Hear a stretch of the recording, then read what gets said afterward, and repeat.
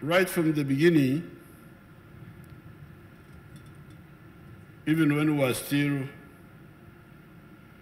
in the student movement in the 1960s, we told Ugandans that political leadership is like medical work. Please don't try to go into leadership if you don't have a medical analysis of your society. Like a doctor looks at a patient and says, looking at the symptoms and so on, he does a diagnosis and says, I think this person is suffering from malaria. And when he does that, then he makes a prescription that since it is malaria, the answer is this and that and that and that. If he gets a wrong diagnosis, the patient will die. And this is what has been happening not only in Africa, but in many parts of the world. Writing in all the documents that there are 4 sectors where you can do this. Sector number 1, agriculture. Stop working. You, the Bakedi, you have got a tribe here who distort Runyankore, but I like the way they distort it. These are called Bagwere. Bagwere, they speak Runyankore in a distorted way, but I can hear everything. Those Bagwere, they say, Okora Echida Chonka, working only for the stomach. We told you, with agriculture, stop working for the stomach only. Work for the stomach, but also for the pocket. Everybody.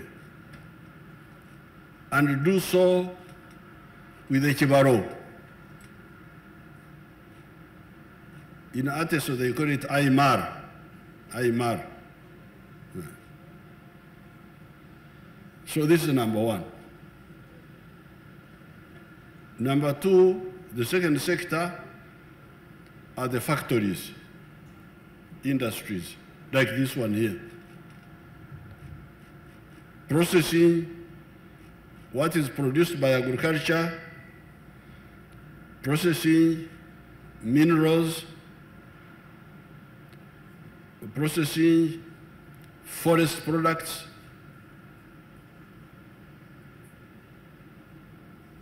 processing what is in the lake, in the freshwater bodies like Majangi, the fish. This is the second sector. The third one, services. Services like hotels, entertainment, and so on. Transport. And then the fourth one, ICT. This is what we advise you. In writing, not just talking, everything we say, we write. and put it in the manifesto, especially the manifesto of 1996, those first general elections we had. We pointed out all this. This is a significant contribution to the economic development of our people and the nation. And I thank you for laying your brick on our homeland. Thank you so much. Earlier this year, I received a message from the chairman of Tororo Cement reminding me of a pledge he had made to rehabilitate a number of schools and churches of my choice. That was humbling for me. And I subsequently met the young man I call my son, Anish, who moved swiftly, and as we speak now, they are doing a lot of good work all across this country. Tororo started 28 years ago by my late father, my late uncle, my late brother. All of them passed on in God's hands due to some complications in our family DNA or whatever.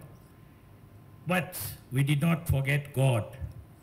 And always I ask my dear customers that do not forget God.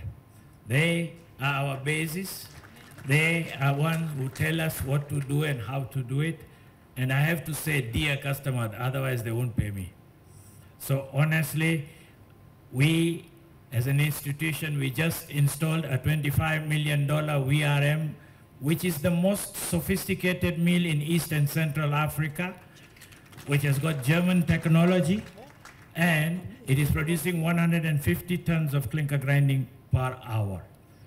By March, with God's grace and God in front with us, we will have installed a 300-ton per hour clinker grinding.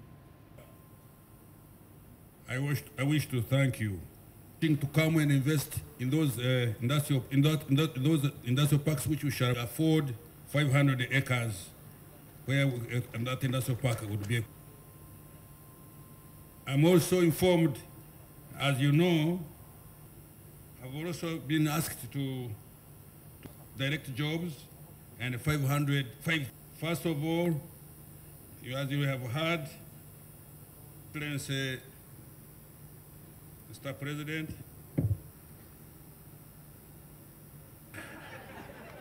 so legacy. Unfortunately, I'm not yet.